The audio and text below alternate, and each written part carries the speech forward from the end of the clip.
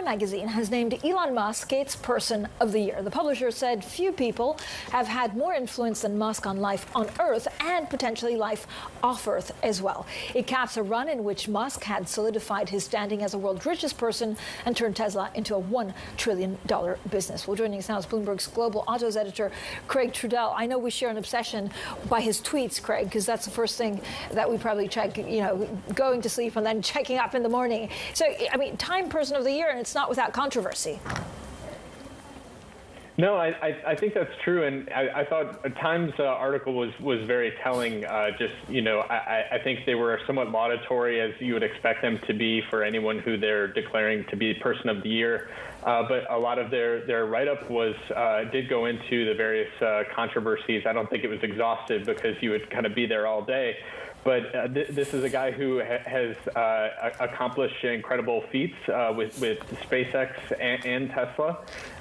With Tesla, as you mentioned, crossing the $1 trillion market value threshold earlier this year.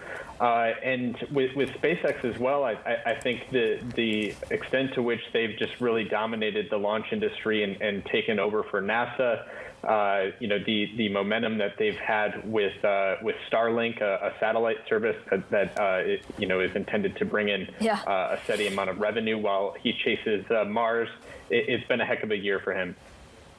I mean, it has been a heck of a year. I mean, he was tweeting today also about, carbon capture and then turning it into fuel. So, I know you follow him, and it's probably never dull actually writing on Mr. Musk as well. I mean, what's the next step for Tesla in 2022? Well, I think next year is going to be really interesting because of the two plants that they're opening, one in Germany and another in Texas. So that effectively will, down the road, double their production capacity is sort of the plan. To this point, they've had, obviously, the plant in California and the one in Shanghai. The China factory has just been hugely consequential to the company. It's brought costs down. It came through and sort of allowed for them to maintain production during the early days of lockdowns. And it's really just been a massive boon to the company. I think the Texas plant will boost Model Y capacity for them. Eventually, the Cybertruck is the plan. And in Germany, I think we've seen that Tesla has real potential in this market. Once the China plant has gotten up and running and become an export factory for them, you've seen a big move up in their sales in Europe. Yep. A lot of that is nowadays coming from China.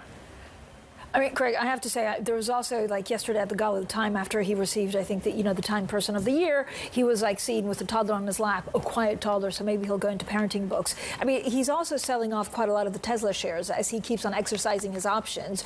Do we know where the end point is? So if you're taking into account his Twitter poll of wanting to sell 10% of his stake, he's roughly about 70% of the way done.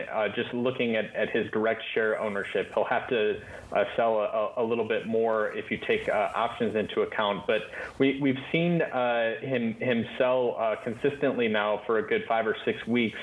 And so, just to get through the remaining, roughly 30% or so, we may actually see a few more weeks of this. And we have seen it sort of do a number on the shares. We talked earlier about the $1 trillion market value.